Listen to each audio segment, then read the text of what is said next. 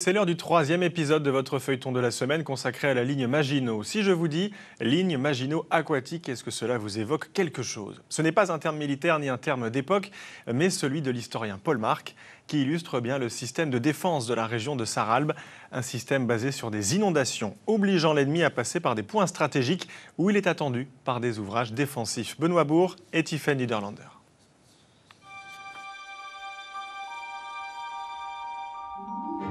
Fin des années 20, la France érige un puissant système de fortification, la ligne Maginot qui protège les frontières de l'Est. Mais en face du territoire de la Sarre, un intervalle n'est pas défendu. Un territoire administré par la Société des Nations, sa fortification n'est donc pas souhaitable à l'époque.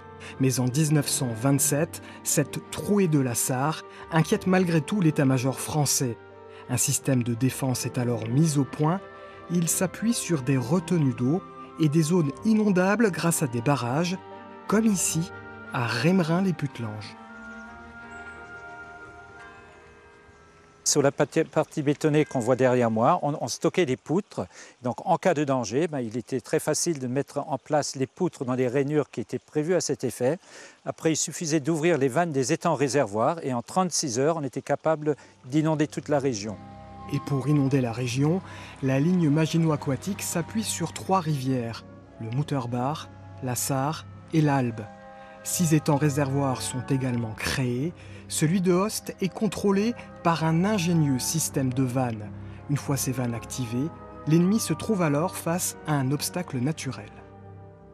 D'un point de vue stratégique, les inondations vont obliger l'ennemi, dans un premier temps, à marquer un temps d'arrêt devant les inondations. Donc, un ennemi à l'arrêt est un ennemi vulnérable. Donc, on avait derrière de l'artillerie et des mitrailleuses et ce qu'il faut pour essayer de les anéantir.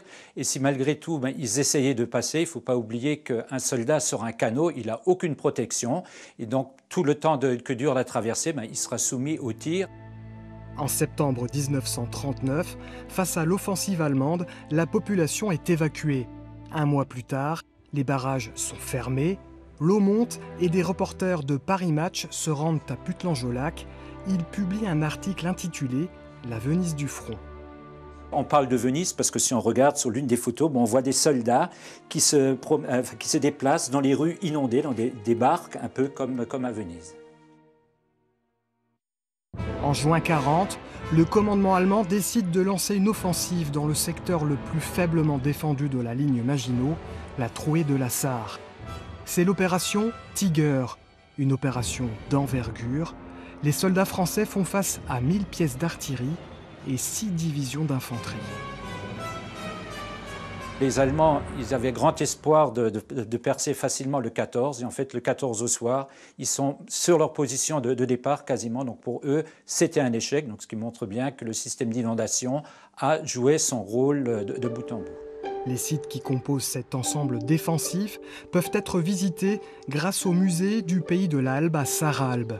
Depuis la fin de la guerre, les étangs de la ligne Maginot aquatique sont devenus des lieux de détente.